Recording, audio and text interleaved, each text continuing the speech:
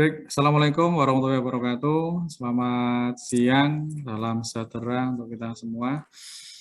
Yang terhormat Suhu Muji Santosa, Direktur Puji Santosa Training Consulting, guru kita bersama.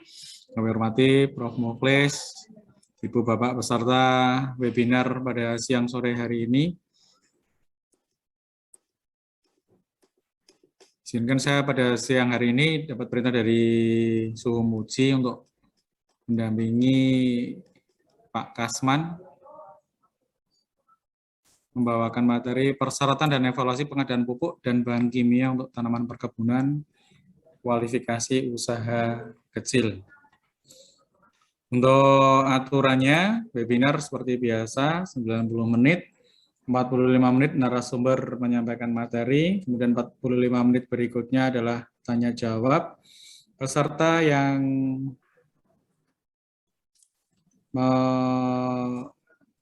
bertanya, silakan klik tombol raise hand. Baik, puji syukur marilah kita mengucapkan kehadirat Allah Subhanahu wa taala Tuhan Yang Maha Esa atas limpahan rahmat taufik dan hidayahnya sehingga pada siang sore hari ini kita bisa kembali berjumpa di webinar oleh MSTC. Salawat serta salam senantiasa tercurahkan pada junjungan kita untuk yang muslim Nabi Muhammad SAW. Terdiri doa semoga kita termasuk golongan umatnya yang mendapatkan syafat di yaumil akhir nanti. Amin Allahumma amin. Baik Bapak Ibu, sebelum memulai webinar siang hari ini, demi lancarnya acara, semoga nanti diberi kelancaran. Marilah kita berdoa untuk agama dan keyakinan kita masing-masing. Berdoa dipersilakan.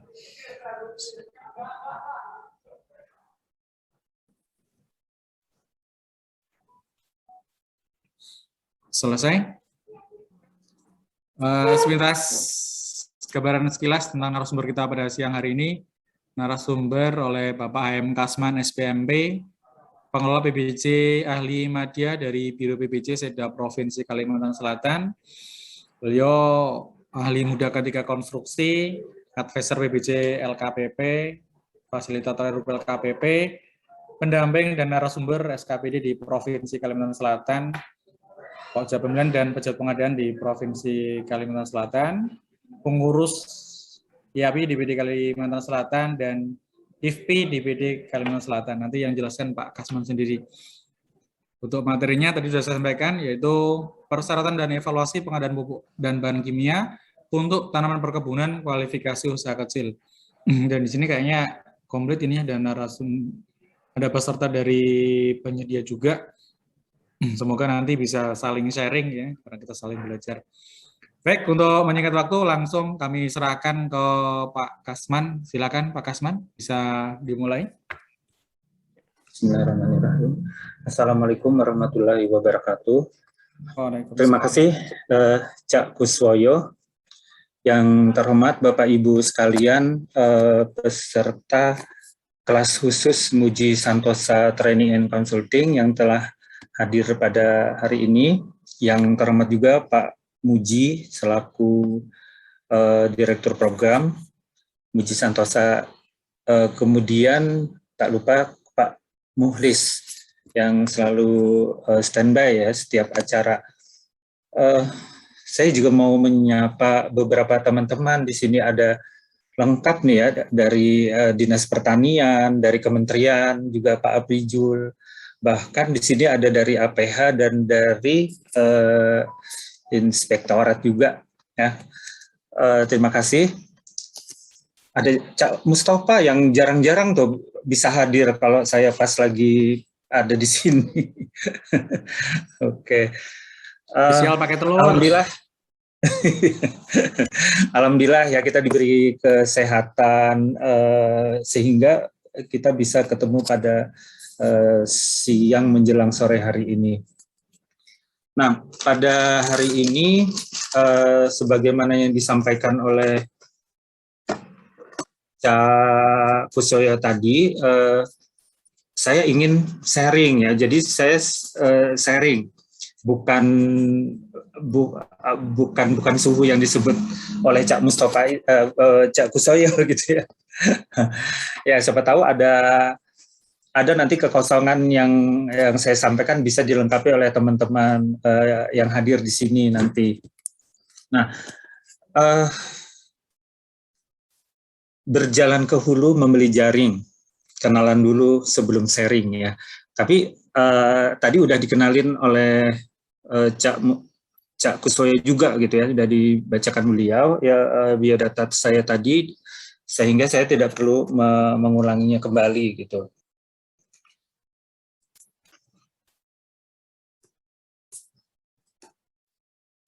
Ini nggak Bu? Nah,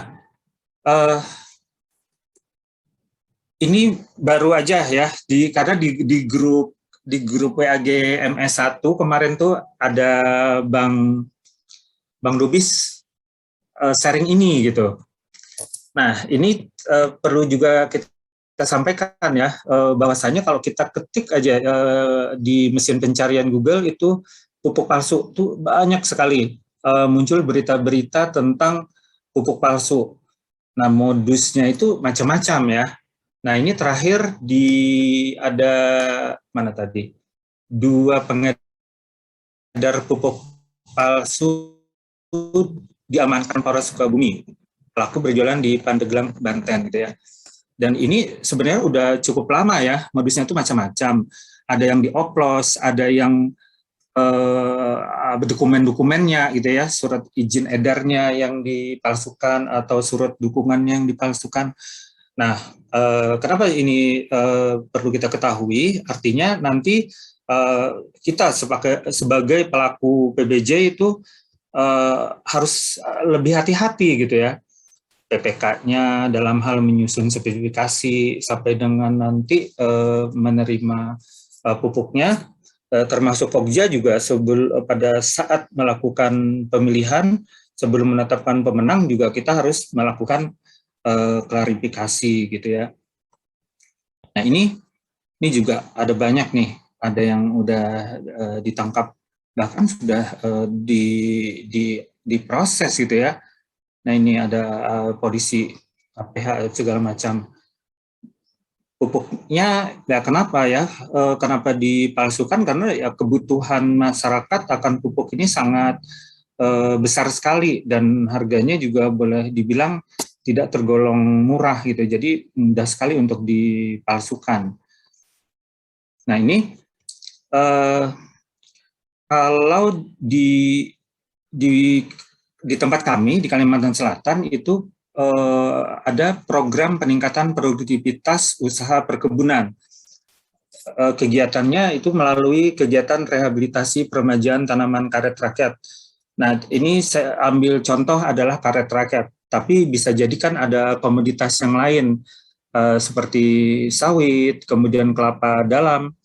Nah, atau berdasarkan perwilayahan komoditas di tempat Bapak Ibu lain. Dan ini sumber dananya juga macam-macam ya, ada yang dari APBN dan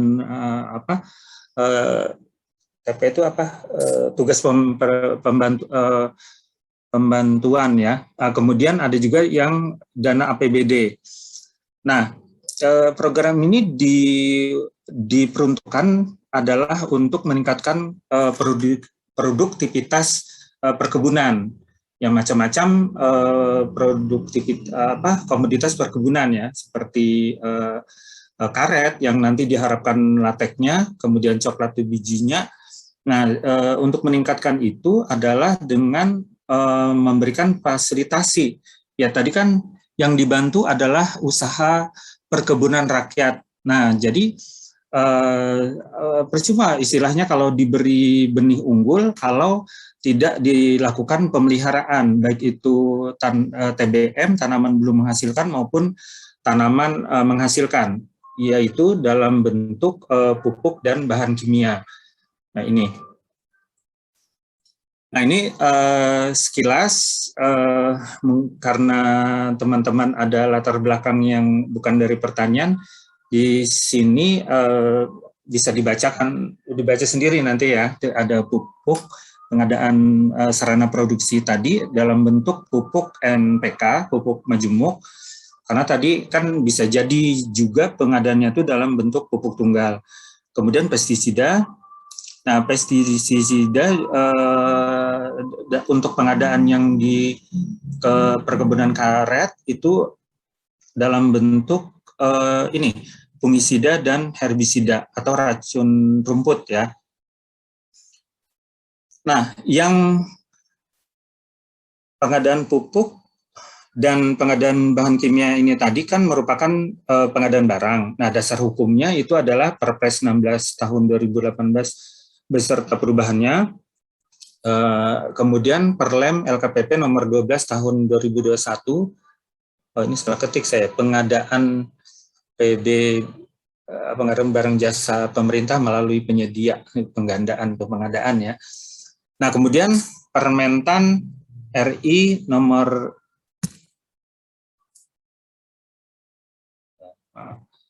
15 tahun 2021 tentang standar kegiatan usaha dan standar produksi produk pada penyelenggaraan perizinan usaha berbasis resiko. Nah, kemudian yang terakhir ini adalah beberapa peraturan pupuk dan pestisida. Nah, mungkin kalau yang 2020 yang sudah ada, nah itu mungkin sudah 2021. Nah, dulu bahkan sekarang tuh sudah ada sistem informasi pupuk pestisida Kementan RI, dia udah kita gampang searchingnya di aplikasi itu ya. Kalau dulu kan kita harus dapatkan buku pupuk terdaftar atau buku pestisida terdaftar ya Pak Aprijul ya dari pertanian. Nah, itu ya dikenal sebagai buku hijau. Nah, itu memuat berbagai macam jenis pupuk-pupuk pestisida ya, izinnya, mereknya, apa segala bahan aktifnya, semuanya ada di situ.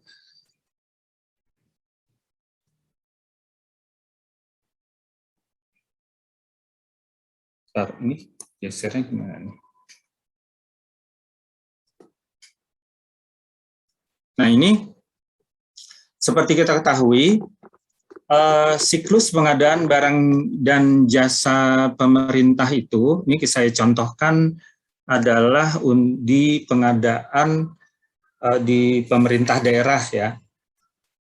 Nah, di sini ada 6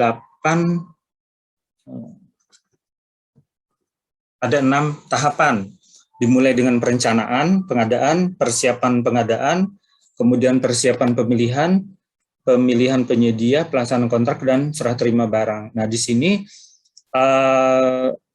pada kesempatan ini paling tidak ada 3 yang kita singgung, yaitu persiapan pengadaan, persiapan pemilihan, dan pemilihan penyedia.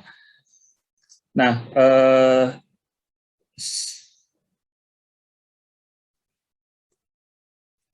di persiapan penyedia itu PPK itu harus menyiapkan dokumen persiapan pengadaan. Dalam hal ini diantaranya adalah spesifikasi teknis dan gambar, kemudian HPS, kemudian rancangan kontrak, surat perjanjian, SSUK dan SSKK.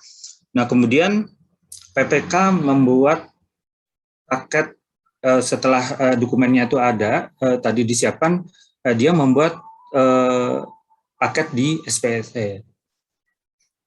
Nah, setelah itu dokumen persiapan pengadaan ini diserahkan di UKPBJ ya. Nah, sementara ini kami masih manual, tapi dalam waktu dekat kami mau launching ini dalam bentuk aplikasi yang disebut dengan Sila Praja. Nah, kalau di tempatnya Cak Mustafa kan Jawa Timur sudah ada tuh apel baja ya. Nah, jadi antara PPK, kemudian Biro PBJ, kemudian ke Pokjanya itu sudah melalui aplikasi gitu. Jadi sudah tidak menggunakan hard copy lagi. Nah, dokumen yang harus disiapkan tadi itu kan ada yang di-upload atau diserahkan, di antaranya adalah SK PPK, kemudian dokumen anggaran belanjanya, apakah itu SIPD maupun ini ya RKA-nya. Nah, kemudian ID paket RUP, rencana waktu penggunaan barang jasanya. Nah, kemudian apabila dokumen-dokumen ini setelah diverifikasi oleh admin di biro itu lengkap, maka Kepala UKUP PBJ itu menugaskan Pokmil untuk melaksanakan proses pemilihan. Nah, ada 8 tahapan atau yang harus dilakukan oleh Pokja pemilihan ya, yaitu pertama dia melakukan review, kemudian menetapkan metode pemilihan penyedia, penetapan metode kualifikasi, penetapan persyaratan penyedia, penetapan metode evaluasi penawaran, penetapan metode penyampaian dokumen penawaran, dan penyusunan dan menetapkan jadwal pemilihan. Nah, yang tidak kalah penting yaitu adalah pada tahapan review ini ya. Jadi Pokja nanti mengundang PPK untuk duduk bersama, atau kalau di zaman sekarang ya bisa aja sih lewat Zoom meeting gitu ya. Nah, di dalam rapat review persiapan pengadaan ini, Pokja melakukan klarifikasi atau memastikan beberapa hal-hal yang terkait dengan dokumen pengadaan. Nah, misalnya itu memastikan ketersediaan anggaran, gitu ya. Apakah anggaran itu sudah disahkan atau tidak? Tapi kalaupun tidak, bisa aja dilakukan proses, gitu ya. Tetapi penandatanganan kontraknya nanti apabila sudah disahkan, gitu. Nah, kemudian kan ini misalnya ada beberapa paket ya, kalau di tempat kami ini pengadaan pupuk dan bahan kimianya itu peruntukannya untuk kabupaten misalnya A, B, C, D. Nah, itu memungkinkan tidak untuk dikonsolidasikan. Nah, itu kita bisa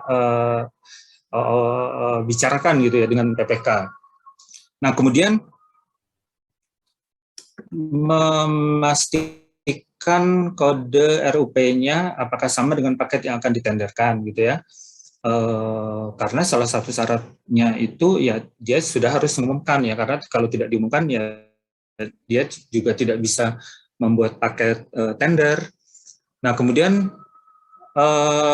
rencana waktu penggunaannya, memastikan waktu mulai pemilihan. Nah, yaitu tadi yang disampaikan oleh Pak Muji ya, mestinya kan kalau musim hujannya bulan ini ya harusnya dari SKPD itu mengajukan paket untuk ditenderkannya itu ya ditariklah gitu 1 atau 2 bulan sebelumnya. Nah, kadang-kadang mereka mau cepat tapi memasukkan dokumennya lambat gitu. Akhirnya di biro atau di Pokja itu kayak diburu-buru gitu. Padahal untuk tender kan belum tentu lancar ya, bisa saja nanti ada hambatan di dalam prosesnya yang menyebabkan bisa diulang atau dievaluasi ulang gitu kan, jadi itu memerlukan waktu tambahan lagi. Nah, kemudian spesifikasi teknis. Nah, Pokja itu harus memastikan apakah spesifikasi itu telah tertuang dengan jelas dan mudah dipahami oleh peserta. Nah, kemudian memastikan terdefinisi dengan jelas dan tidak mengarah ke merek tertentu, gitu ya. Nah, maaf ya, ini kok loncat-loncat.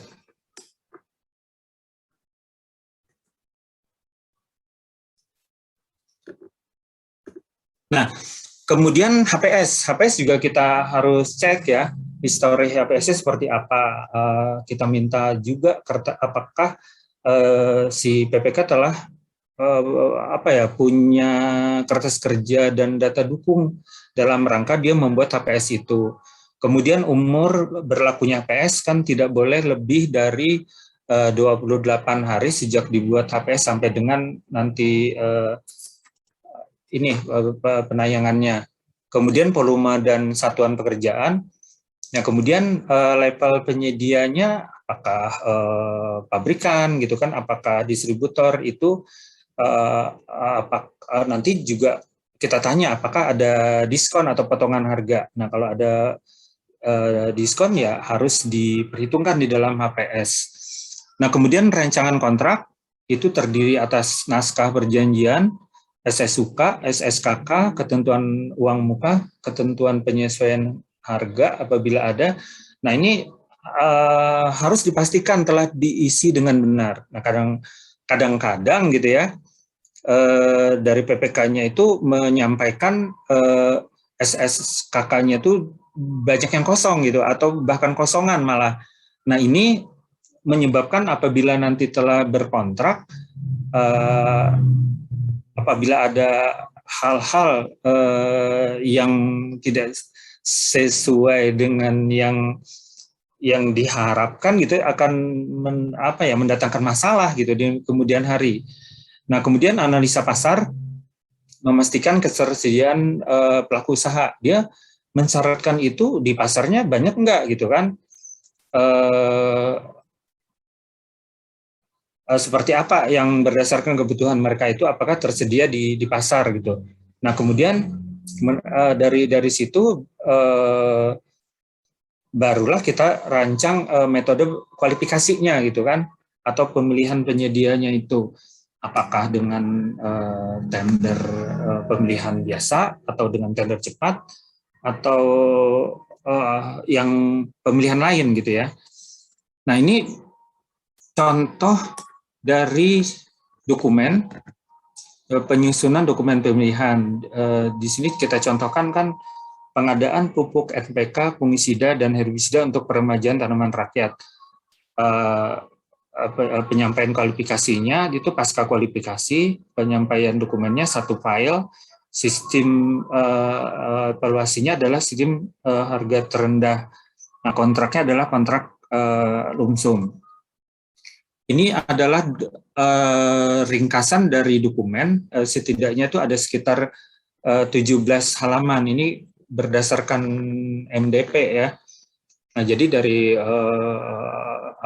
ketentuan umum, undangan, kemudian instruksi, kemudian ini adalah lembar data pemilihan, lembar data kualifikasi, lembar data kriteria evaluasi yang harus diisi oleh Pokja. Kemudian bentuk fakta integritas, petunjuk pengisian data kualifikasi, formulir isian data kualifikasi, tata cara evaluasi. Nah, kemudian yang ini, bagian yang paling penting adalah SSUK, SSKK, rancangan kontrak, dan daftar kuantitas spesifikasi teknis. Nah, ini yang tadi disiapkan oleh PPK di dalam dokumen pengadaannya. Nah, kemudian bentuk penawaran dan template bentuk dokumen lainnya. Nah, ini dokumen yang bagian ini yang bisa dirubah-rubah oleh Pokja atau yang di-entry oleh Pokja, ya, seperti nama UKPBJ, nomor dan tanggal dokumen. Nah, kemudian ini LDP-nya ini ada, ini juga harus diisi ya, harus lengkap, mulai dari lingkup pekerjaan, sumber dananya, penggunaan produksi dalam negeri, pemberian penjelasan, dokumen penawaran teknis, dan seterusnya. Nah, kemudian di lembar data kualifikasi ini juga harus diisi kualifikasi administrasi yang dipersyaratkan apa aja gitu ya, kemudian kualifikasi teknis itu apa saja. Nah, kemudian lembar kriteria evaluasi. Evaluasi teknisnya kemudian sistem ini evaluasinya melalui sistem gugur atau dengan sistem pembobotan ambang batas ya. Nah, ini penampakan dari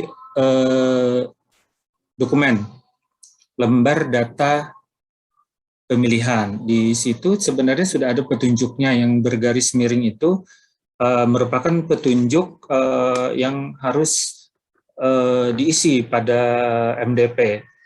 Nah, jadi kalau udah diisi nanti itu harus dihapus menjadi seperti berikut ini gitu ya.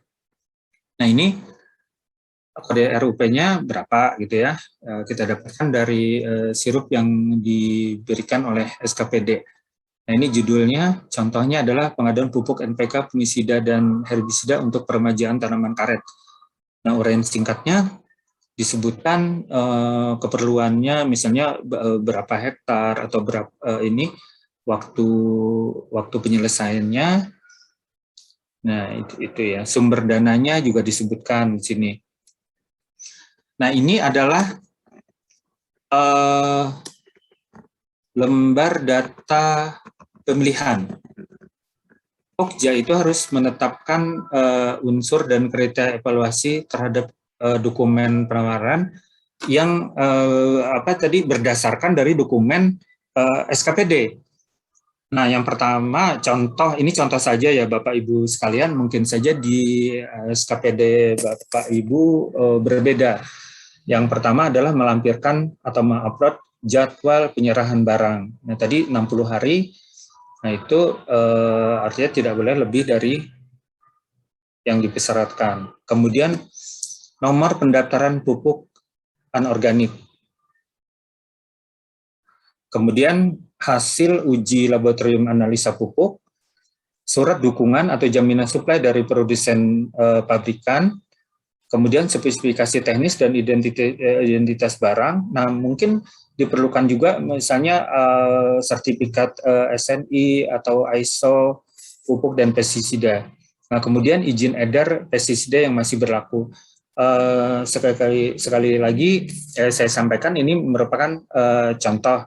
Nah, tetapi penentuan dari persyaratan ini oleh PPK dari dinas yang ada di Kalsel itu memang udah melalui sejarah yang panjang gitu ya. Tadi kan di depan kan tadi ada tuh berita-berita tentang tentang pupuk palsu apa segala macam. Nah, persyaratan ini sebenarnya bukan berarti membatasi kompetisi, karena dipersyaratkan ini, insya Allah semua penyedia itu yang mereka dapatkan dari supplier itu pasti ada gitu ya, pasti ada. Nah, dalam artian ini adalah upaya dari PPK-nya untuk memitigasi resiko agar tidak sampai nanti terbeli pupuk yang tidak sesuai dengan spesifikasi gitu. Nah, kemudian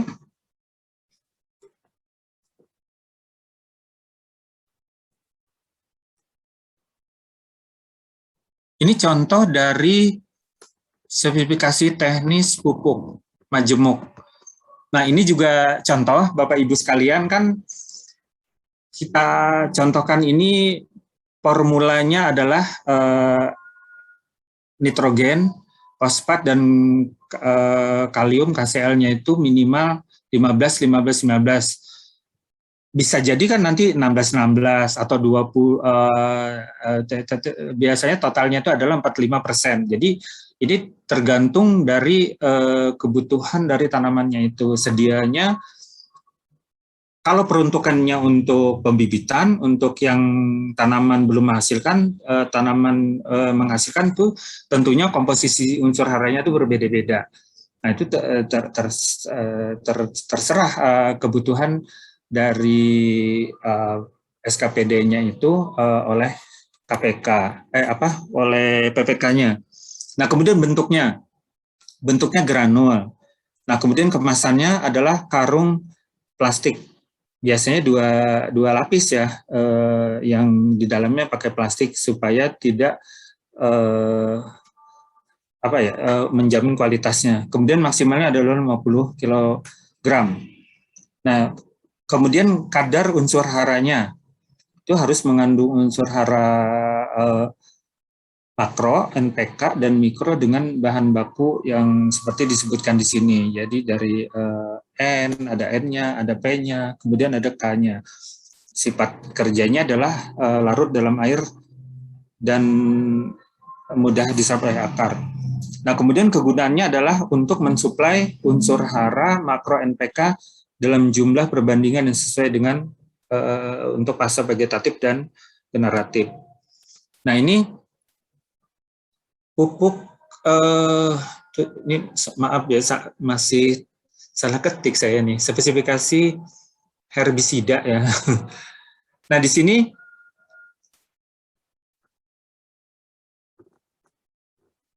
dicontohkan adalah jenisnya adalah sistemik.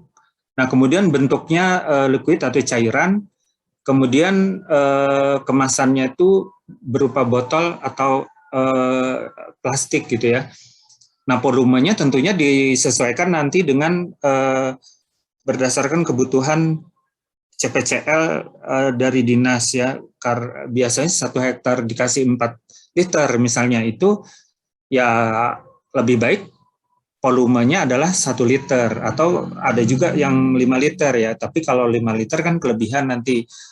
Sementara ada aturan tidak boleh nanti di apa istilahnya dikemas ulang. Nah, kemudian bahan aktifnya dan kadarnya adalah isopropil amina glifosat 480 sampai dengan 490 misalnya gitu ya, tapi bisa juga yang glifosatnya adalah minimal 480, berarti lebih boleh gitu ya. Kegunaannya adalah mengendalikan gulma berdaun lebar dan berdaun kecil pada tanaman karet. Nah, ini kemudian ini dicontohkan gitu ya, fungisida, masih tertulis pupuk ya, sorry. Nah, di sini yang beberapa kali diadakan itu adalah fungisida atau herbisida yang diperuntukkan untuk mengendalikan jamur akar putih. Nah, tentunya kan ini berangkat dari kebutuhan dinasnya yang dia organisme pengganggu yang terbesarnya apa sih? Nah, kalau itu di kami itu banyak jamur akar putih, maka diadakan ini gitu ya. Jenisnya adalah kontak, kemudian bentuknya pakatan berwarna putih, kemasannya adalah bisa 0,5 sampai dengan 1 liter gitu ya. Karena kalau fungisida ini harganya lebih mahal gitu ya. Nanti kebutuhannya per petani itu berapa, itu disesuaikan dengan kemasannya. Kemudian bahan aktifnya adalah heksakonazol. Nah, ini contoh penyusunan dokumennya yang kita gunakan ya. Nah, ini lembar data kualifikasi. Nah, di sini kita persyaratkan adalah SIUP dengan KBLI atau bisa juga dengan NIB ya, NIB. Nah, itu KLBI-nya, KBLI-nya kita sesuaikan. Kemudian kualifikasi kecil ya, kita contohkan kecil sampai dengan 15 M ya. Kemudian perpajakannya ini KSPP, meskipun di SPSE itu masih kita disuruh mengentry SPT-nya ya. Nah, kemudian pengalaman pekerjaan divisi yang sama 1 tahun terakhir, kelompok atau grup yang sama itu 3 tahun terakhir. Nah, mungkin diperlukan SDM atau peralatan bisa juga ditambahkan. Nah, sedangkan untuk kualifikasi kemampuan keuangan karena kecil tidak dipersyaratkan. Nah, ini di dalam dokumen juga kita tuliskan ya pada lembar data kualifikasi. Nah, di sini contohnya adalah SIUP KBLI-nya itu 47763, pedagang eceran pupuk dan pemberantas hama. Nah, demikian juga dengan NIB-nya gitu ya. Nah, ini kalau Bapak Ibu sekalian mau ngecek pengadaan barang ini yang cocok itu apa gitu ya, bisa udah ada tuh di aplikasinya secara online. Nah, syarat memiliki pengalaman pada divisi yang sama, paling kurang 1 tahun terakhir itu kita menggunakan buku KBKI ya. Nah, ini adalah divisi 34 kimia dasar. Nah, kemudian harus memiliki pengalaman di 3 tahun terakhirnya minimal 1 itu adalah pada grup 346 pupuk pestisida. Nah, kita bisa lihat nih di buku KBKI-nya. Nah, di divisinya kan itu yang diberi tanda panah merah 34 kimia dasar, kemudian kelompok 346 pupuk dan pestisida. Nah, kemudian karena tadi di LDP itu ada di persyaratan teknis, di lembar kriteria evaluasi juga kita harus sama gitu ya. Jadi misalnya itu tadi dipersyaratkan harus mengupload jadwal penyerahan barang, maka di uraian persyaratan teknisnya itu harus penyedia mengupload jadwal penyerahan barang dan waktunya pun tidak melebihi waktu yang dipersyaratkan. Nah, misalnya lagi dipersyaratkan memiliki melampirkan scan nomor pendaftaran pupuk anorganik. Nah, dia harus mengupload nomor pendaftaran pupuk anorganik dan itu juga harus sesuai dengan dipersyaratkan. Demikian seterusnya gitu ya. Kriteria itu dapat ditambah atau dikurangi sesuai dengan kebutuhan penilaian teknis, namun sesuai dengan peraturan yang berlaku. Nah, kemudian penawaran itu dinyatakan lulus teknis apabila memenuhi semua persyaratan teknis di atas yang dipersyaratkan tadi. Nah, ini tahapan pada pemilihan tender pasca kualifikasi ini Pokja membuat jadwal pemilihan gitu ya, dimulai dari pengumuman pasca kualifikasi, kemudian download dokumen, pemberian penjelasan, yang pembukaan dokumen penawaran, evaluasi administrasi, kemudian pembuktian dokumen kualifikasi, penetapan dan pengumuman gitu ya. Nah, semuanya itu sekarang sesuai dengan hari kalender, sesuai dengan Perlem nomor 1221, kecuali yang tadi ya pembukaan dokumen, kemudian masa sangga itu harus masa kerja, hari kerja. Nah, tender atau pemilihan itu kan dalam rangka kita untuk mendapatkan penawar terbaik yang memenuhi persyaratan. Nantinya penawar yang terpilih itu diyakini mampu menyelesaikan pekerjaan dengan baik di antara para penawar yang berkompetisi tadi gitu ya. Nah, yang kita evaluasi itu tadi di administrasi, jangka waktu berlakunya, jangka waktu penawaran itu tidak kurang dari waktu yang ditetapkan, kemudian bertanggal gitu ya. Ini sudah difasilitasi di SPSE. Nah, kemudian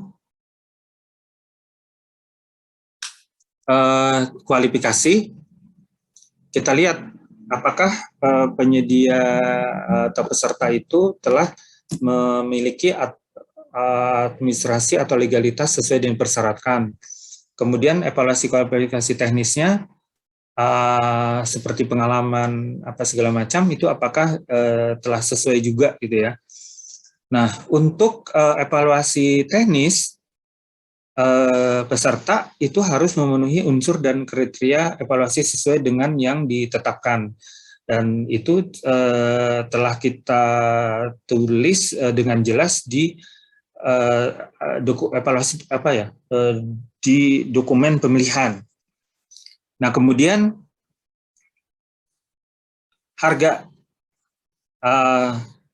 harganya itu juga harus kita evaluasi apakah wajar gitu ya.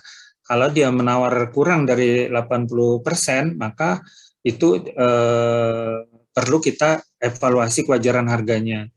Nanti juga kita cek juga apakah ada harga satuan timpang karena tadi kan ada beberapa item pengadaan gitu ya, barang.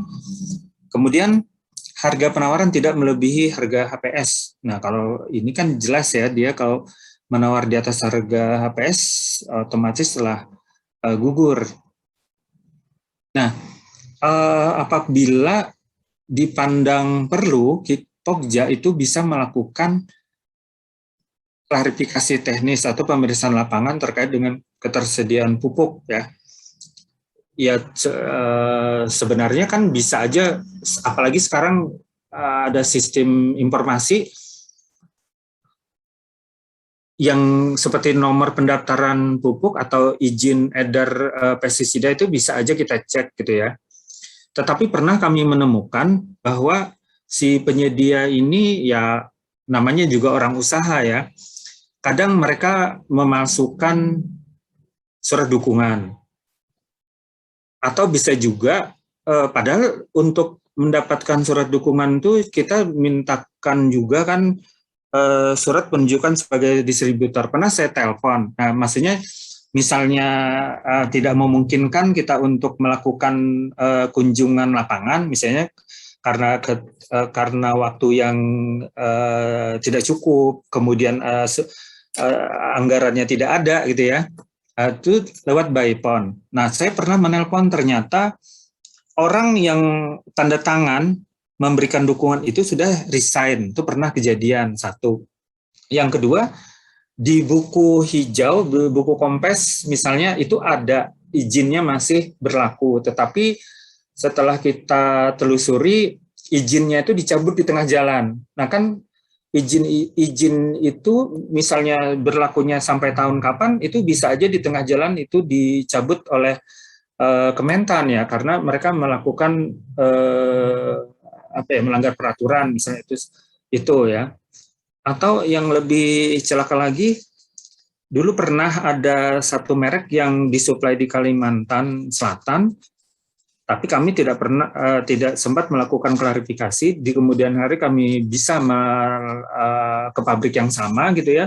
Nah ternyata menurut pengakuan mereka tidak pernah ngirim di Kalimantan Selatan. Nah berarti yang selama ini disuplai itu tuh dari mana gitu kan, jadi nggak jelas gitu. Mereka mungkin mengoplos kemudian membuat kemasan nyablon sendiri gitu. Nah itu ya. Nah, jadi jangan sampai juga kita kecolongan gitu. Apalagi itu kan di Jawa Timur ya, itu kan ada tuh produksi pupuk yang skala home industry, tapi bukan berarti skala home industry itu kurang bagus ya, ada juga yang mereka yang bagus, yang dari segi perizinannya mereka udah lengkap, artinya perizinan lengkap itu kan udah diverifikasi gitu ya untuk penerbitannya, kemudian kualitasnya juga udah bagus gitu ya, itu kan nggak masalah gitu ya.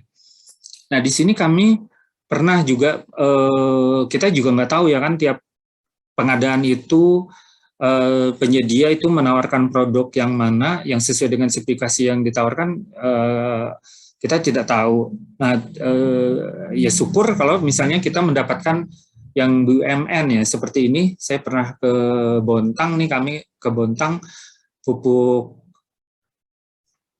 apa ya kemarin tuh ya, pupuk pelangi itu ya. Nah itu di situ, kemudian di pabrik yang lain juga di Semarang juga kita pernah gitu. Nah ini tadi kita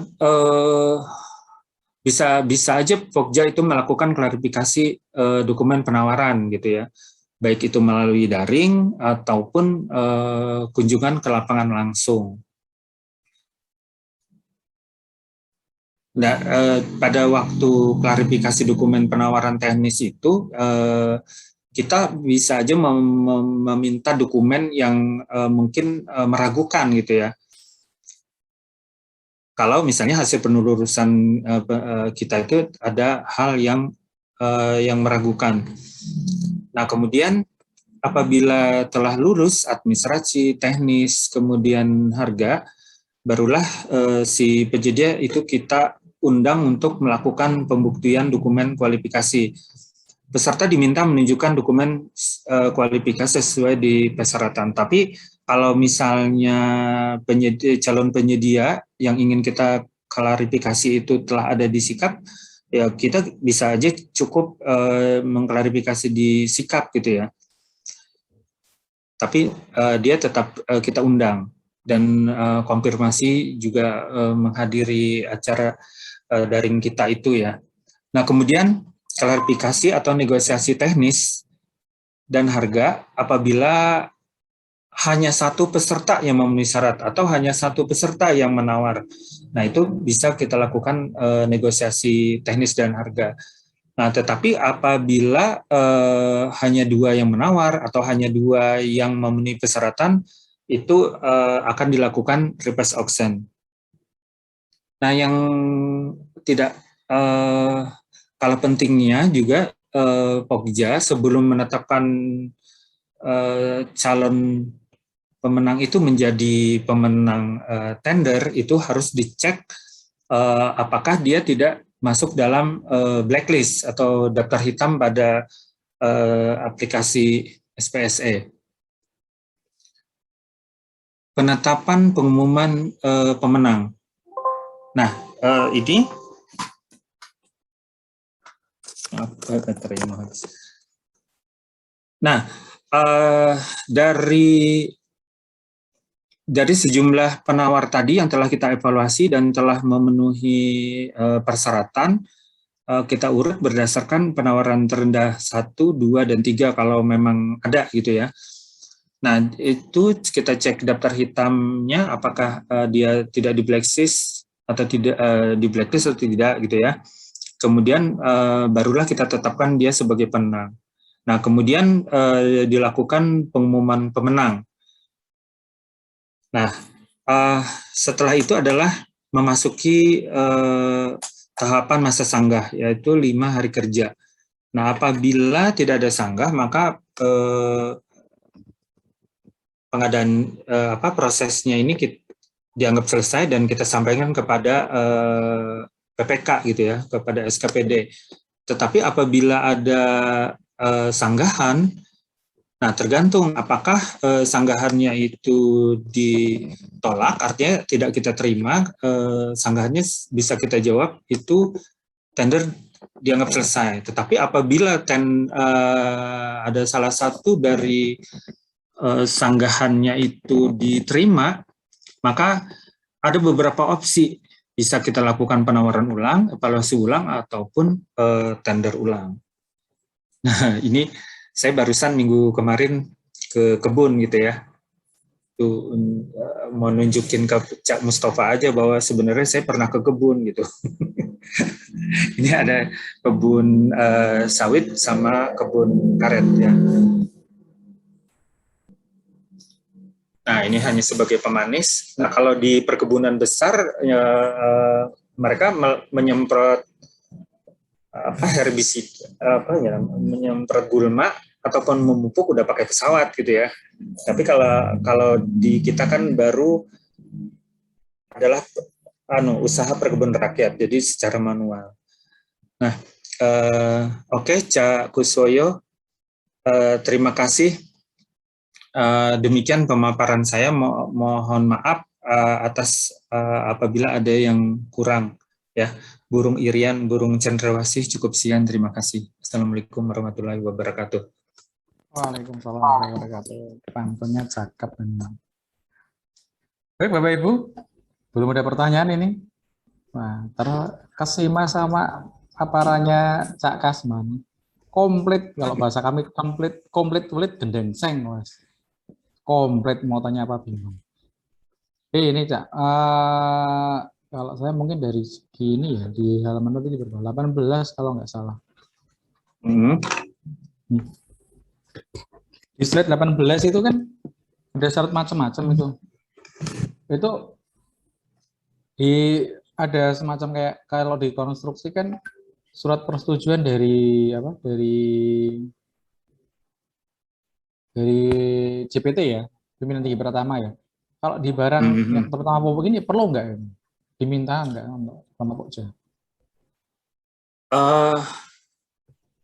Enggak kami minta, tetapi kan di dalam dokumen pengadaan, dokumen pengadaan dia waktu dia ingin mengajukan permohonan untuk dilakukan tender itu kan ada.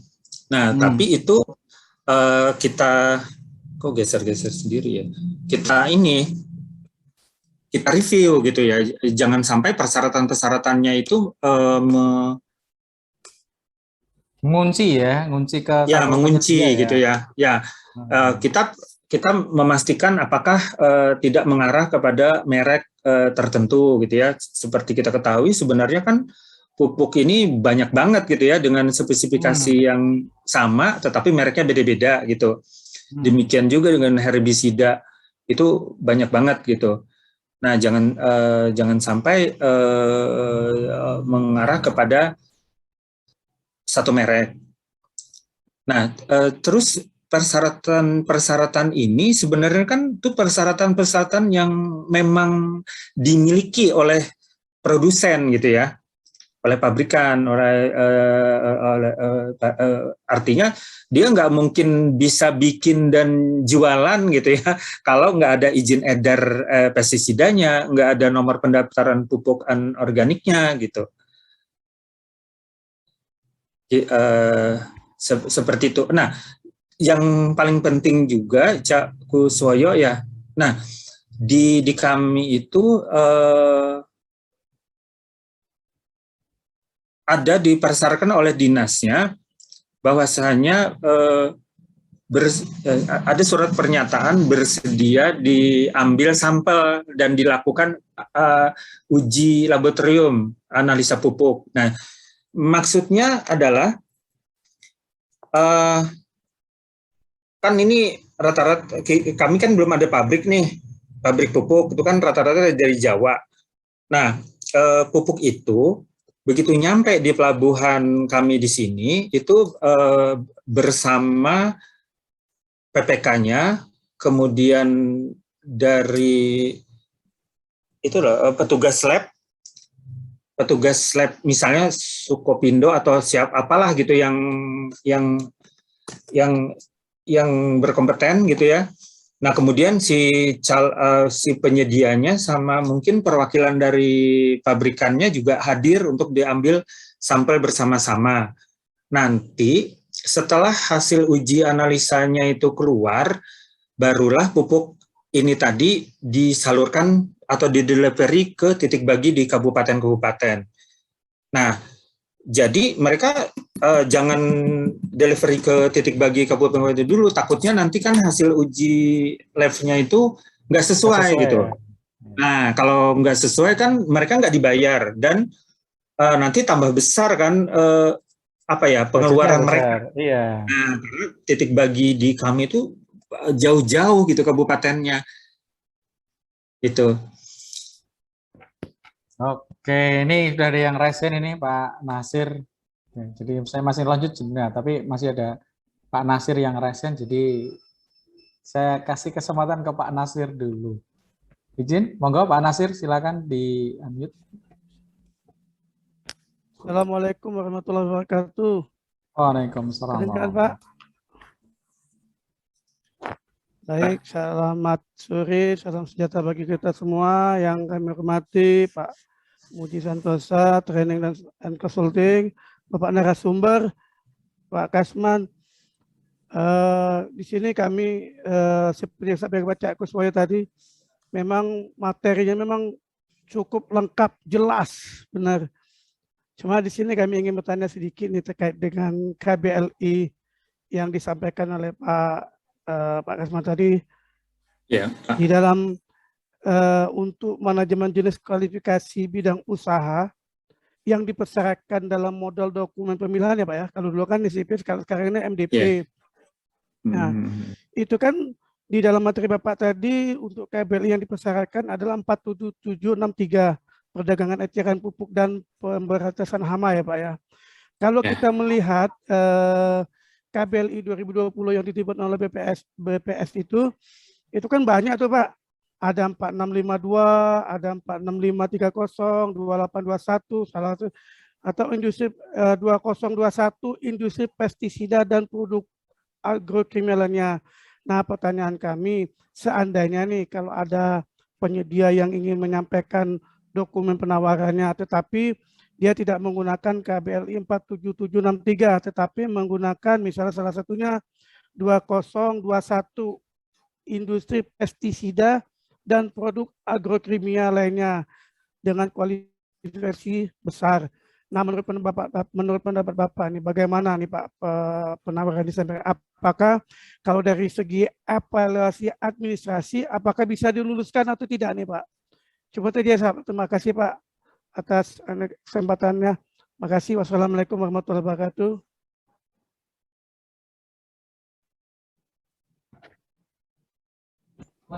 Ya, monggo Pak Kasman, silakan.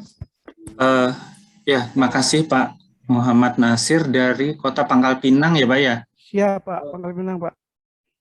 Maaf Pak, tadi tuh KBLI-nya apa tadi?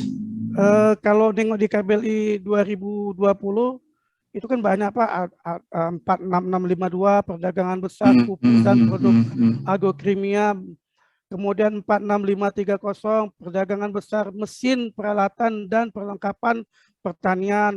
Ada 2821 industri mesin pertanian dan kehutanan, ada KBLI 2021 industri pestisida dan produk agrokimia lainnya.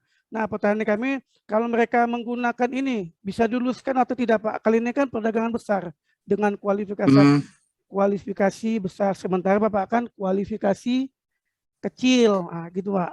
Apakah diluluskan atau tidak? Terima kasih Pak. Makasih. Kalau yang Bapak sebutkan tadi kayaknya kurang pas deh ya.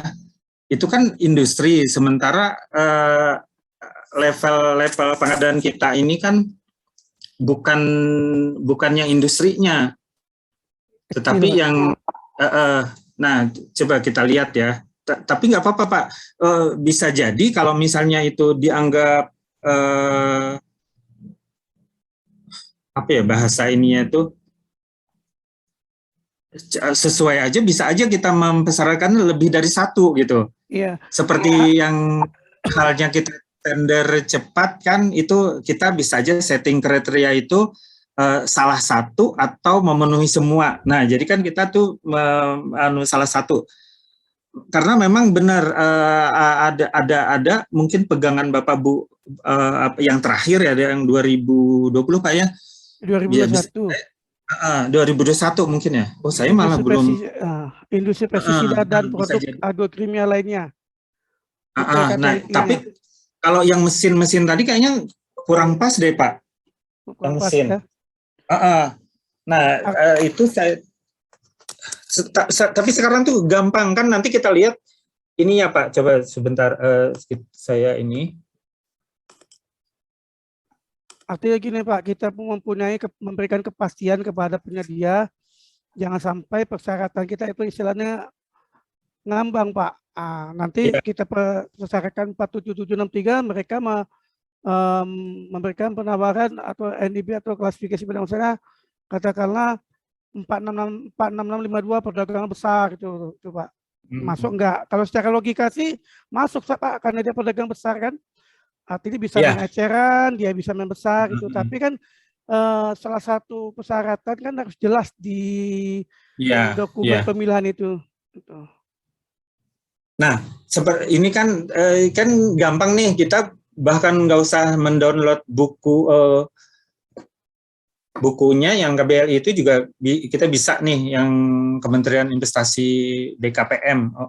Nah, di sini kalau saya ambil contoh ini ya Pak, jadi bisa aja tadi kalau misalnya itu bersesuaian ditambahkan lagi nggak apa-apa gitu ya. Nah, 47763 itu perdagangan eceran pupuk dan pemberantas hama, karena dia keterangannya ini adalah kelompok ini mencakup usaha perdagangan eceran khusus berbagai macam pupuk pemberantas hama, nah seperti pupuk tunggal, kemudian pupuk buatan majemuk dan campuran. Nah, kayaknya dan ada ininya juga gitu kan, insektisida, fungisida, rodentisida. Jadi ini lengkap. Ini Bapak bisa lihat ya. Nah, tapi kalau yang Bapak tadi, misalnya di apa ya, ruang lingkupnya tuh masuk, nggak apa-apa Pak disyaratkan lebih dari satu. Istilahnya kan kita relaksasi juga, kita nggak apa ya, nggak ngunci gitu. Nah, kalau dulu itu kan waktu masih SIUP malah itu tiap kabupaten nggak mengeluarkan. Nah, itu tuh beda-beda. Nah, kalau yang sekarang mungkin sudah relatif seragam udah ya, ada NIB itu. Nah, kalau yang dulu itu tiap penerbit itu beda gitu. Makanya supaya jangan mengarah ke satu penyedia tertentu, itu bisa aja kita syaratkan beberapa gitu. Seperti itu, Pak Nasir. Ya, artinya gini Pak, artinya kita bisa menambahkan persyaratan untuk kabel ini Pak, bukan hanya 47763 Pak ya. Artinya ya, bisa Pak. Bisa 46652 atau 2021 sehingga ada penyedia memasukkan penawar dengan kabel tersebut bisa masuk berarti Pak ya. Iya. Oke, masuk biar pokoknya ya. Terima kasih Pak penjelasannya Pak. Ya, makasih. Izin suhu barangkali mau nambah suhu terkait NIB dan KBLI suhu.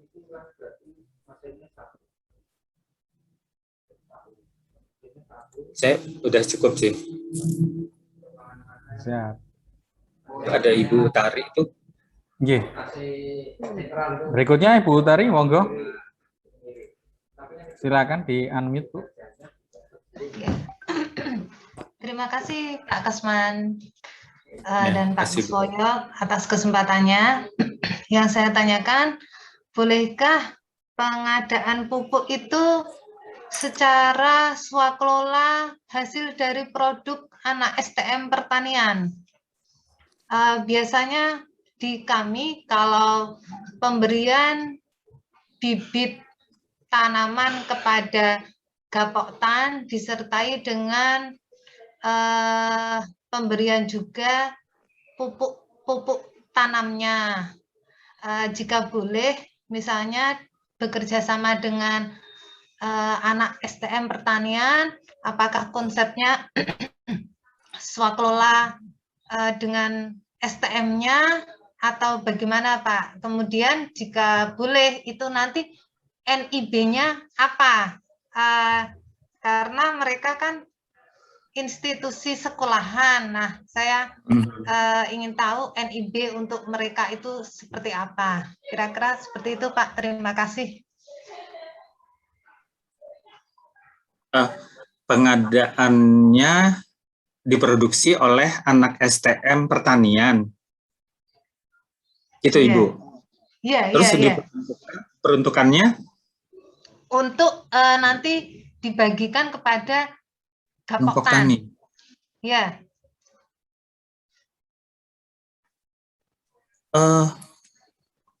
Nah, mohon maaf, sebenarnya saya belum pernah ketemu ini, tapi terkait dengan peredaran pupuk kayak nggak boleh deh. Itu saya mohon urun rembuk juga teman-teman yang lain. Tapi kalau untuk penelitian apa segala macam, saya kira boleh ya. Tapi kalau untuk ke Gapoktan, tentunya kan harus ada izin edar tuh Bu. Nah, kalau anak-anak SMK tadi kayaknya mungkin belum ada ya izin edarnya, nomor pendaftarannya. Belum Pak, selama ini jadi produknya anak STM, pupuk yang dihasilkan mereka itu masih diberi cuma-cuma kepada Gapoktan melalui Dinas Pangan dan Pertanian. Nah, kadang terbesit dalam mereka kadang boleh kalau misalnya ikut dalam pengadaan. Karena biasanya kami kalau membagikan benih kepada Gapoktan disertai pupuknya. Nah, berarti itu kan pengadaannya apakah bisa digabung ataukah itu dipisah pengadaan benih dan pupuk terpisah atau bisa swakelola gitu, Pak. Tapi yang pasti memang belum punya izin edarnya, berarti mereka harus mengurus izin edarnya dulu mungkin ya, Pak ya. Iya, jadi saya ilustrasikan dulu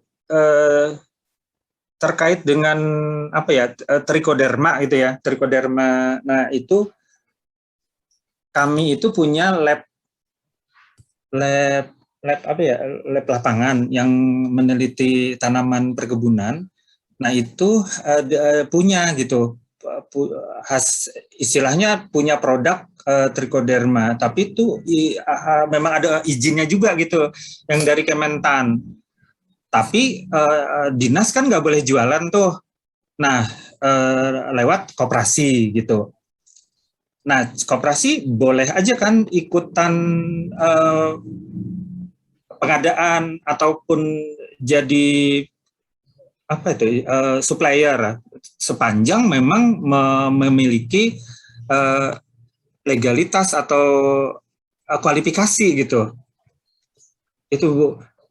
Berarti kalau mereka mau mengurus NIB misalnya izin edar, nanti kami sarankan untuk mengurus izin edarnya. Kemudian jika untuk mengurus NIB mereka nggak bisa langsung, harus melalui koperasi, begitukah Pak? Oh enggak. Kalau NIB itu kan cuma legalitas perusahaannya, nomor induk berusaha. Terus kalau yang produknya sendiri itu ada lagi izinnya. Izin itu Bu, izin pendaftarannya. Tapi kayaknya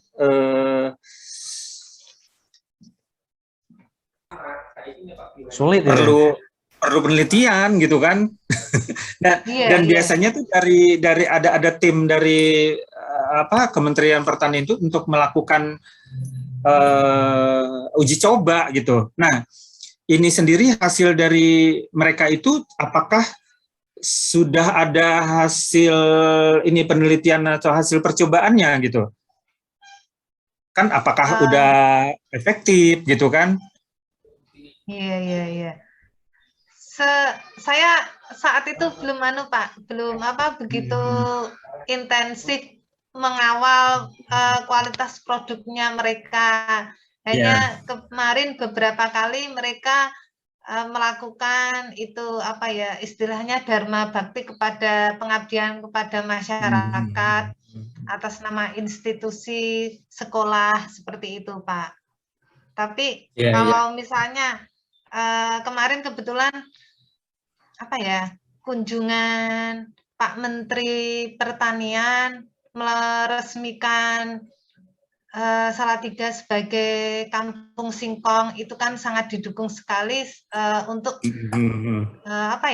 sinergitas antara petani dan pengusaha UMKM gitu Pak. Tapi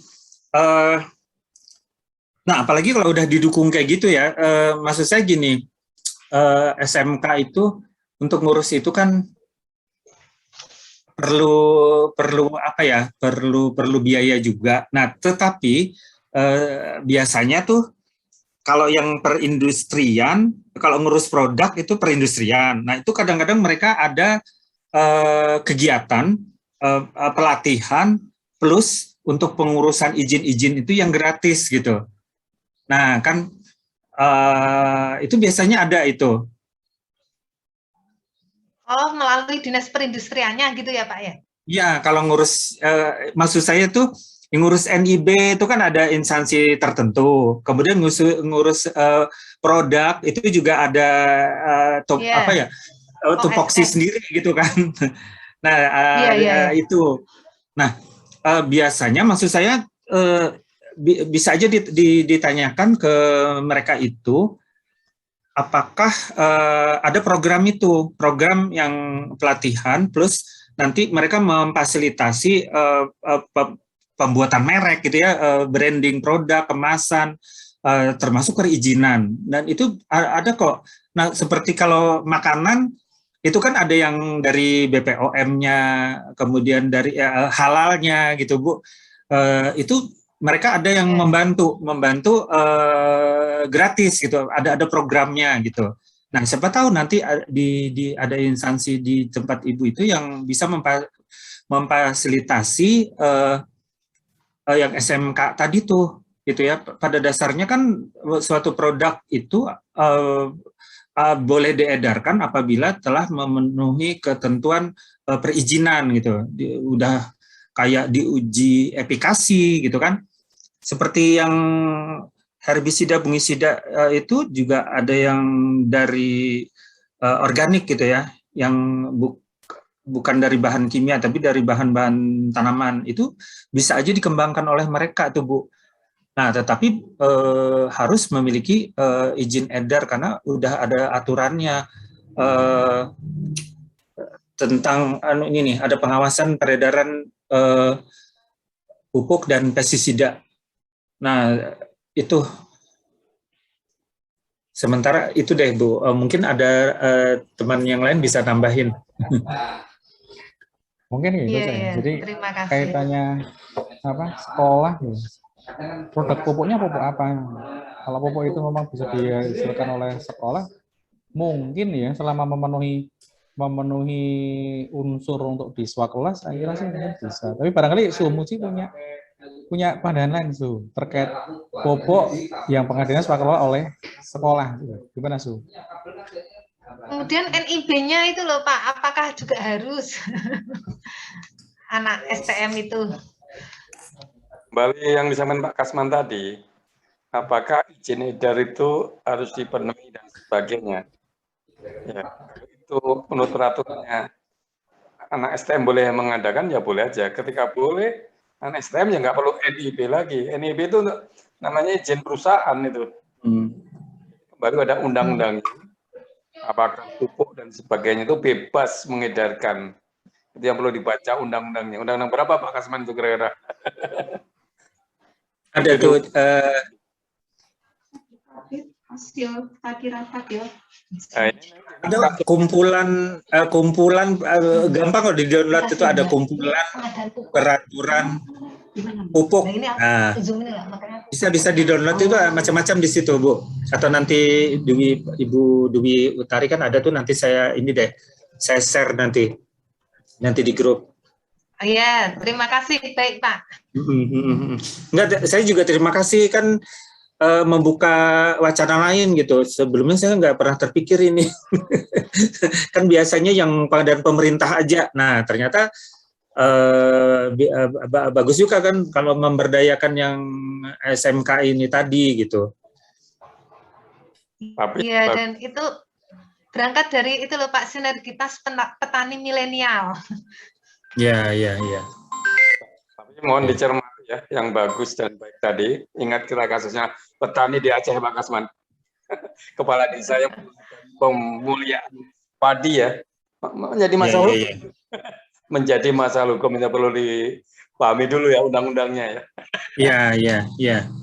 Diskusi dulu sama Pak Moklis dulu lah, undang-undangnya bagaimana itu. Saya agak pusing. Karena tadi kalau nggak ada dokumennya itu dianggap pupuk palsu gitu Bu. Oh, iya. Iya, jadi harus udah ada diatur tuh tentang produksi, peredaran gitu. Ada pengawasan sendiri terkait dengan itu aja. Kayak Herbie itu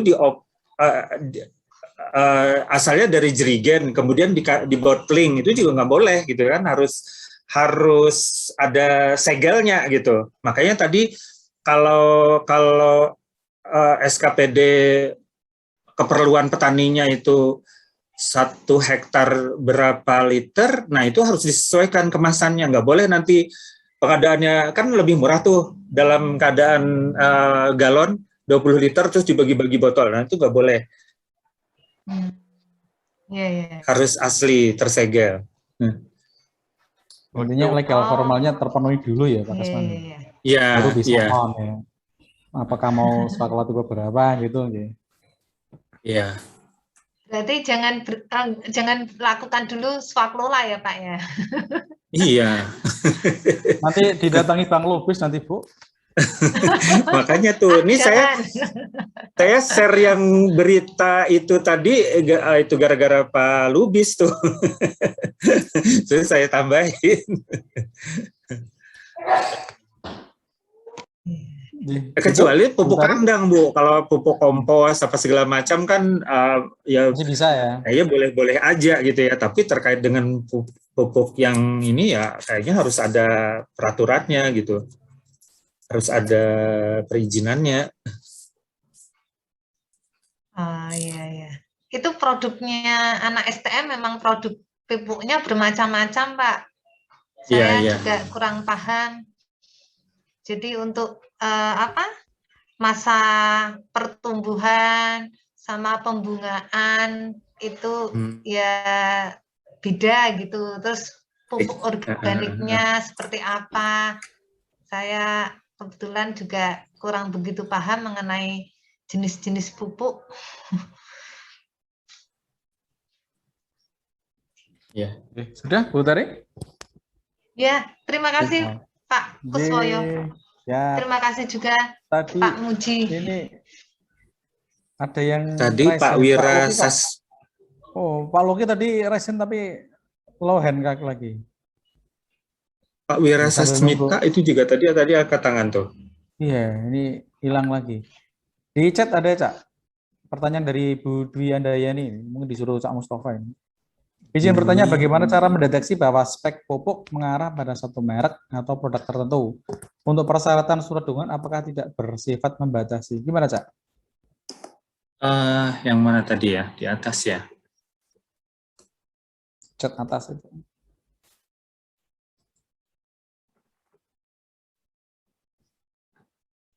Yang mana tadi Cak? Yang Bu Dwi Andayani. Itu pertanyaannya kayak tadi saya tuh di halaman 18. Di slide 18 itu nyambung. Apa katanya? Bagaimana cara mendeteksi bahwa spek pupuk mengarah pada satu merek atau produk tertentu?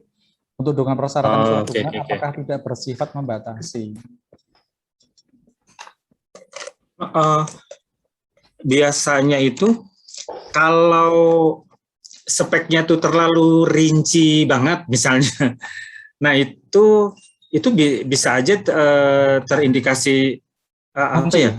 Maksudnya gini, kalau misalnya cuma 15, 16, 16 itu kan umum gitu ya. Jadi itu nggak membatasi, tapi mungkin juga ada gini, kita mempersyaratkan unsur mikronya. Nah, unsur mikro itu kan unsur yang diperlukan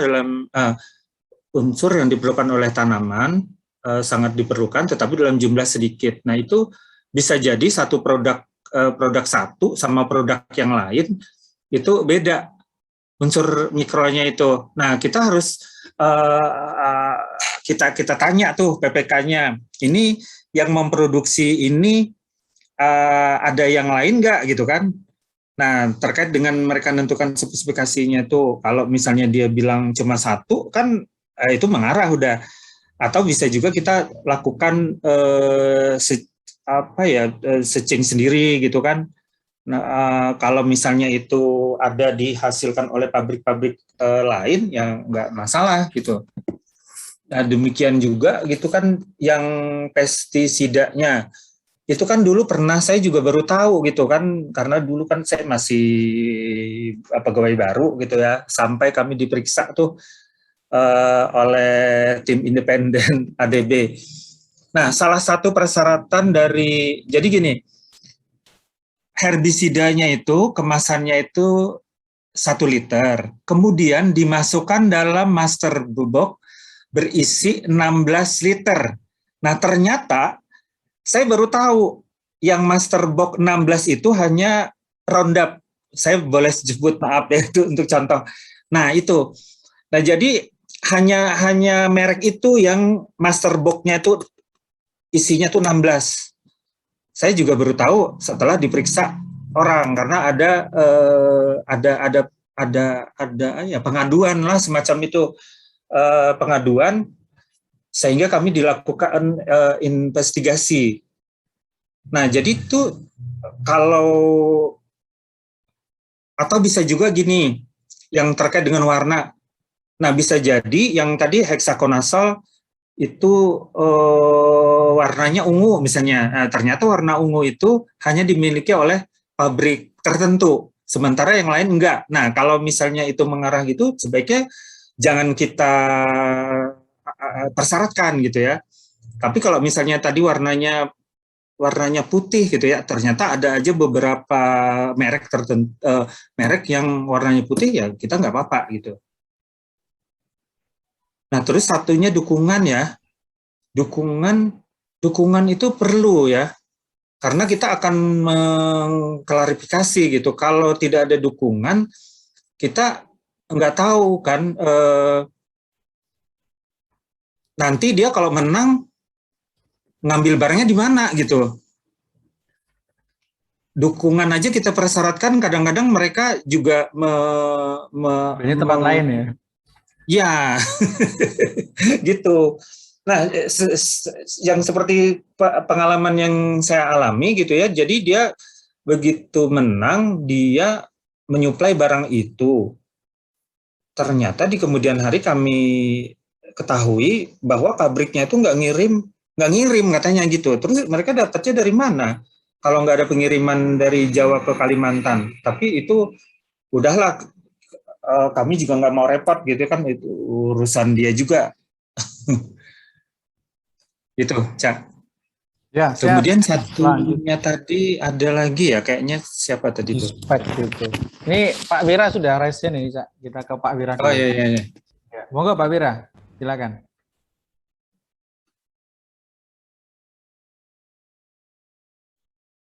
Oh, masih mute. Ya, oke. Ya. Assalamualaikum warahmatullahi wabarakatuh.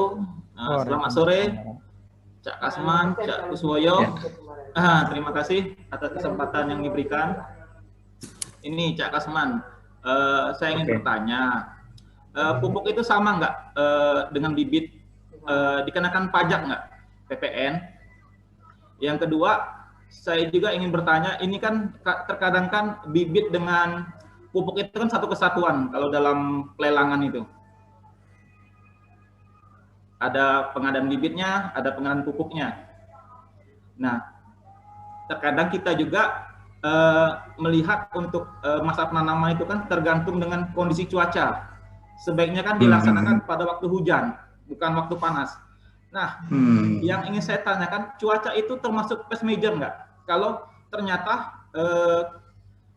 perkiraan tentang cuaca kita karena salah. Awalnya kita pikir September itu hujan, taunya panas. Nah, kadang-kadang kita nggak akan berani melakukan penanaman karena dengan luasan sekitar 300 hektar atau 200 hektar. Nah, jadi pertanyaan saya itu, cuaca itu termasuk salah satu pest major nggak dalam pengadaan? Yang terakhir, tentang masa sanggah tadi, Cak, di ini tadi, itu Cak Kasman tadi ada hari kerja, setahu kami sih hari kalender itu aja, Cak, masa sanggah. Terima kasih atas kesempatannya. Assalamualaikum warahmatullahi wabarakatuh. Ya, makasih. Hari kalender tapi berakhirnya hari kerja. Oke, makasih koreksinya. Jadi hari kalender tapi berakhir harus di hari kerja. Nah, kemudian terkait dengan cuaca ya, kemarin itu pernah, ini tanamannya tanaman pertanian atau tanaman perkebunan? Pak Wira? Masih mute. MPTS, Pak. Jadi kayak ada jambu, ada juga tanaman campuran kehutanannya, kayak sengon. Nah, itu, Pak. Bibitnya, Pak. Oh. Nah, iya. Bukan pertanian. Ada campuran juga pertanian dan kehutanan, Pak, gitu, Pak, untuk penghijauan, Pak. Oh, gitu. Nah, jadi untuk pengadaan, jadi tumpang sari ya, tumpang sari ya. Bukan, Pak. Jadi ada tanamannya campuran dengan tanaman buah-buahan, Pak, gitu, Pak. Tanaman kehutanan dan tanaman buah-buahan. Tapi diadakannya satu paket gitu ya? Iya, satu kesatuan dengan pupuknya, Pak. Jadi sebenarnya kalau tadi jagung, katanya padi, jagung, kedelai itu kan pengadaan pupuk dan benihnya bisa saja dilakukan dengan penunjukan langsung. Itu udah ada di regulasinya gitu ya. Nah itu. Nah kemudian terkait dengan cuaca, iklim, ya harusnya tadi kan sejak dari perencanaan, identifikasi kebutuhan tuh udah dimitigasi mestinya kan kebutuhannya kapan, maka ditarik pengadaannya beberapa bulan sebelumnya mestinya itu. Nah, tapi kalau post major enggak ya, karena kami pernah diperiksa oleh Irjentan untuk melakukan adendum karena cuaca itu mereka tetap dianggapnya didenda gitu ya. Jadi ada jadi gini, ini pengadaan bibit ada beberapa kabupaten. Nah, ada beberapa kabupaten yang selesai, terus ada beberapa kabupaten yang maksudnya selesai sesuai dengan jadwal, misalnya 60 hari gitu ya. Nah, terus di beberapa paket yang lain dengan paket pengadaan yang sama, itu di adendum waktunya ditambah dengan alasan cuaca. Nah, itu oleh Irjentan itu enggak ini katanya. Apalagi kan di dalam satu provinsi nih, gitu. Nah, itu tetap mereka nggak terima gitu adendumnya. Nah, kecuali kalau misalnya itu kebakaran, misal atau kekeringan yang memang ada penetapan ininya, ya baru bisa gitu, Pak. Oke. Nah, terus apa lagi ya tadi tuh? Udah cukup ya. Kaitannya itu sama Pak Wira, gimana? Sudah cukup ya? Oke. Jadi, ya berikutnya ada Pak Loki. Sebelumnya Pak Loki, Su, barangkali mau nambahin, Su?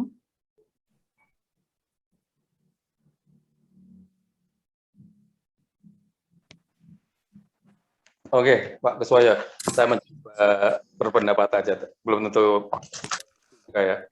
Jadi misalkan tadi menanam tadi, kita kan megang datanya dari BMKG, 3 bulan ke depan, 2 bulan ke depan cuacanya bagaimana? Akankah musim hujan atau musim kemarau kan sudah jelas. Ya itulah yang dipegang data BMKG dalam waktu sebulan sampai 3 bulan ini. Ketika data BMKG dipegang, ternyata di situ ada banjir, ada hujan lebat di lokasi itu, ya itu bisa dinilai post major. Ya post majornya diminta pendapat lagi pada BMKG. Seperti ini post major atau bukan? Nah, gitu aja. Jadi kita yang kira-kira ini post major atau bukan, nah kita minta pendapat kepada kewenangan BMKG itu. Tadi mengenai pajak ya. Tadi kan ada pertanyaan pertama mengenai pajak. Iya, ya, ada untuk pupuk subsidi, kalau termasuk bibit ya tidak dikenakan PPN ya. Tapi tetap kena PPh gitu ya. Jadi PPN-nya nggak kena itu. Kalau untuk pupuk subsidi ya. Tapi kalau perkebunan mungkin bukan pupuk subsidi ya. Ya kena PPN yang bukan subsidi. Mungkin begitu. Tapi ini pun kalau pasnya cobalah tanyakan kepada kantor pajak gitu ya. Terima kasih. Terima kasih. Ya, terima kasih Pak Muji. Baik, lanjut ke ini udah 329. 329 berarti satu menit lagi, Su. Ada 2 pertanyaan, Su. Ada 2 resen. Lanjut, Su, ya. Ya udah, tuntaskan aja, Pak. 2. Siap. Monggo, Pak Luki, silakan. Terima kasih, Pak, atas waktunya. Saya cuman tadi ada, kalau nggak salah, Bu Dewi Utari ya, mengenai adik-adik kita yang SMK. Kalau mestinya kalau misalkan Bu Dewi Utari sudah menjalankan atau dari saran-saran bapak-bapak yang lainnya monggo. Tapi kalau misalkan ada yang perlu kita bantu sebagai produsen pupuk, kita welcome, Bu. Jadi kalau misalkan kita bisa bantu adik-adik, bisa hubungin saya, nanti saya berusaha bantu. Kemudian untuk yang kedua tadi mengenai ini, Pak, pemupukan yang dikhawatirkan pada saat akan musim hujan ya. Kalau kita umpamakan, kalau kita butuh makanan, kita kan nggak tergantung cuaca, Pak. Begitupun juga tanaman, Pak. Tanaman tetap harus makan. Hanya saja pada waktu musim hujan itu kan air hujan kan mengandung unsur N, Pak ya. Jadi kalau sudah ada unsur N yang dibutuhkan tanaman, kemudian kita tambahin lagi unsur N, kan mubazir gitu loh. Jadi mungkin sepertinya itu nantinya pada aplikasi yang akan menentukan kira-kira pupuk apa aja yang cocok dilaksanakan pada musim hujan, apa yang cocok dilaksanakan pada waktu musim kemarau. Itu Pak. Kemudian yang ketiga ini yang pertanyaan saya, tadi ada salah satu penjelasan dari Bapak Kasman mengenai kriteria pupuk NPK, Pak. Saya baca salah satunya itu disebutkan yang mudah larut dengan air. Mohon maaf, kira-kira itu apakah memang ketentuan yang sudah ditentukan? Karena menurut saya lebih baik efektivitas, Pak, bukan larut tidaknya dalam air. Karena NPK 15 itu tidak butuh larut dalam air untuk tanaman pangan. Tapi kalau untuk tanaman perkebunan, hortikultura dan tanaman tahunan, saya rasa untuk NPK 16 itu pun yang bisa larut dalam air itu adalah yang produksi Rusia, Pak. Saya nggak menyebutkan merek. Tapi negara Rusia memang mempunyai teknologi, dia itu dari gas nitrogen kan dari gas, Pak. Unsur NPK-nya itu dari gas, N-nya itu. Tetapi mereka mempunyai teknologi dipadatkan. Sedangkan kita belum punya teknologi itu. Jadi kalau kita malah kita menyampurkan unsur N, unsur P, dan unsur K. Kita tambahkan dengan unsur mikro, misalkan magnesium, sulfat, dan lain sebagainya. Itu bisa. Tetapi menurut saya kalau kita memang didasarkan mengenai efektivitas, mungkin yang tidak larut dalam air pada waktu kita mau mengaplikasikan, itu saya rasa juga efektif, Pak. Karena kita juga sudah buktikan ke petani. Jadi kalau misalkan Bapak lihat di YouTube pada waktu Bapak Presiden kita meresmikan bendungan Bendo di Ponorogo, itu petani-petani yang dihadirkan tanya jawab dengan Pak Presiden itu petani-petani yang pakai pupuk kita. Jadi mereka pertama yang harus dilakukan adalah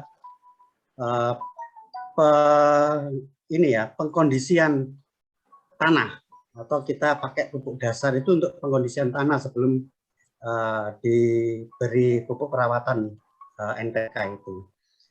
Jadi yang saya tanyakan tadi itu apakah harus menjadikan sebuah ketentuan bahwa yang diterima itu yang larut dalam air. Jadi itu yang saya tanyakan, Pak. Terima kasih. Monggo, Cak Kasman, langsung. Terima kasih. Makasih Pak Luki. Kalau saya lihat tadi di chat dari Gresik ya Pak ya? Ya, pabrik kita di Gresik. Dari Gresik. Ya, alhamdulillah kan dengan adanya pertemuan acara kita hari ini nih, saya bilang tadi kan mengisi, mungkin saya ada yang bolong-bolong terus diisi oleh teman-teman yang hadir di sini. Alhamdulillah tadi kan Pak Luki sama Ibu Dewi Utari ini nanti mungkin bisa berkomunikasi karena Pak Luki udah terbiasa ngurus izin atau apa segala macam ya, pengetahuan tentang pupuknya lebih inilah gitu ya, lebih update. Mungkin bisa tuh membantu adik-adik SMK tadi. Yang kedua itu kalau boleh saya jawab itu tidak harus Pak. Jadi itu tadi saya bilang kan contoh. Jadi itu speknya contoh. Benar kata Bapak, semestinya gitu ya kan sama dengan manusia, tidak semua manusia itu kebutuhan nutrisi dan gizinya kan sama tuh. Orang yang gemuk, orang yang kurus kan beda tuh. Nah, kalau mestinya itu kan harus ada analisa, kalau kita tarik ke belakang lagi identifikasi kebutuhannya, harus ada analisa tanah, analisa daun, kan mestinya kayak gitu. Cuma tadi ini kita ambil contoh 15-15, tapi sebenarnya kalau 15-15 mestinya kalau tanamannya masih muda bisa jadi kan ada yang nggak efektif, Pak ya, kata Bapak tadi. Nah itu satu. Yang kedua, apalagi tadi ada pengkondisian tanah juga gitu ya. Nah itu. Kemudian ya saya terima kasih gitu Pak informasinya. Jadi itu tidak harus Pak, jadi contoh gitu.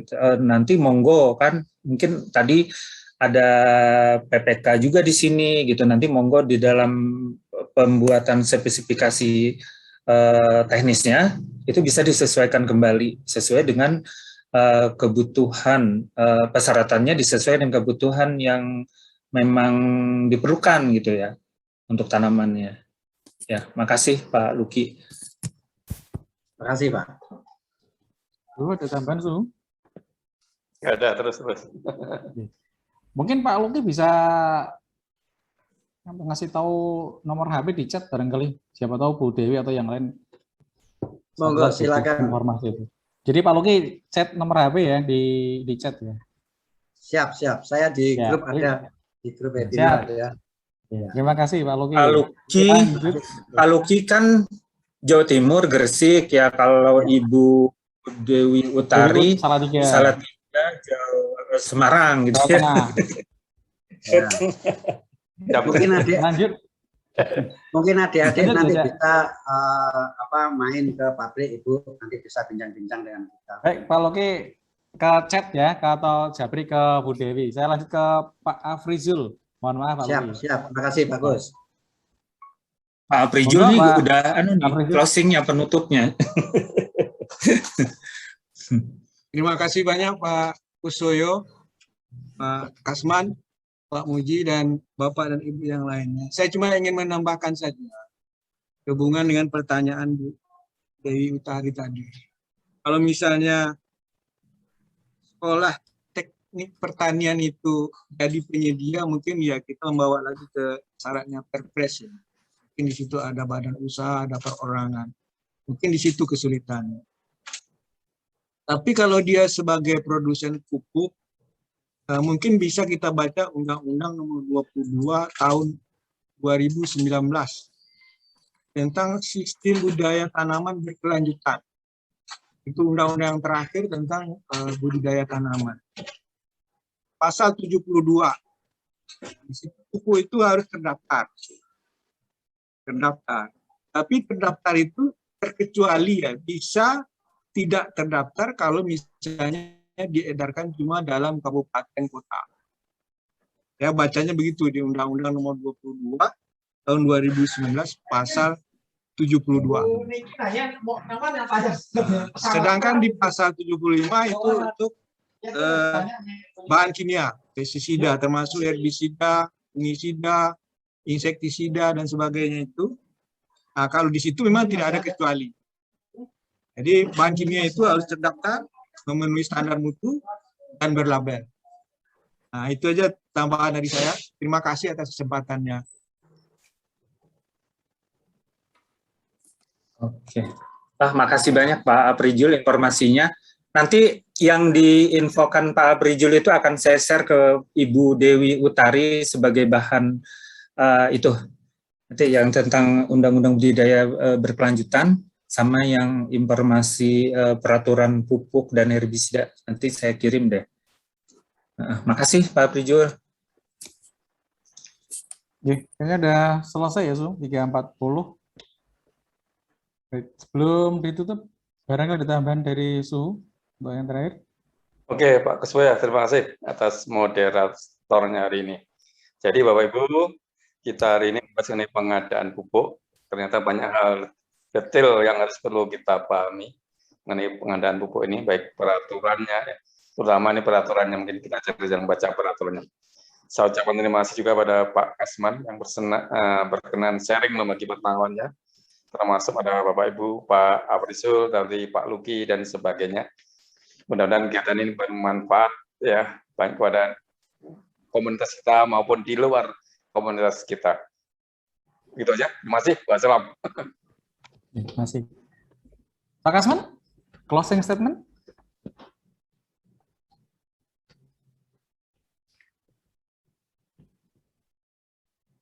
Pak Kasman. Ya, ya. Masih dipikir ini. Silakan closing statement sebelum kita lagi nyari pantun. Iya. Enggak, saya nggak dengar tadi. Ya, alhamdulillah saya ucapkan ya, pada hari ini kita sudah selesai pertemuannya. Saya mengucapkan terima kasih yang tak terhingga kepada Pak Muji Satosa, Pak Muhlis, Pak Kusoyo. Ini Cak Anu tadi, Cak Mustafa kayaknya hilang ya. Isi materi paling. Saya mengucapkan terima kasih atas perhatian Bapak Ibu sekalian, dan saya mengucapkan mohon maaf yang sebesar-besarnya apabila dalam penyampaian saya tadi ada yang kurang, kemudian ada gangguan jaringan. Oh, nggak ada komen, saya nggak semangat jadinya nih. Nyimak terus saya. Oke, lanjut. Oke. Ya, gitu aja. Makasih banyak. Assalamualaikum warahmatullahi wabarakatuh. Waalaikumsalam warahmatullahi wabarakatuh. Baik, Bapak Ibu, demikian tadi untuk webinar kita pada sore hari ini. Terima kasih atas partisipasinya, baik dari Bapak Ibu yang bertanya maupun memberi masukan. Tentunya ini sangat bermanfaat untuk kita semua. Dan mohon maaf tadi saya keluar masuk karena kebetulan listrik di tempat kami naik turun, jadi kadang padam kadang nyala. Terima kasih kami sampaikan ke Suho Muji atas kesempatan yang diberikan kepada kami untuk mendapatkan ilmu baru terkait pupuk, Pak Kasman, Prof, dan yang lainnya. Dan mohon maaf atas segala kekurangan dan belum bisa memuaskan ya, Cak Mus ya. Hati-hati di jalan, kayaknya Cak Mus di jalan ini. Terima kasih, kita tutup dengan bacaan Alhamdulillah, dan sampai ketemu di webinar yang akan datang. Saya malah nggak hafal ini. Kapan ya, Prof? Hari Kamis. Hari Kamis, siap semua. Ya. Ya, sampai jumpa di hari Kamis. Terima kasih. Mohon maaf atas kekurangan. Terima kasih. Assalamualaikum warahmatullahi wabarakatuh. Waalaikumsalam warahmatullahi wabarakatuh. Monggo barangkali mau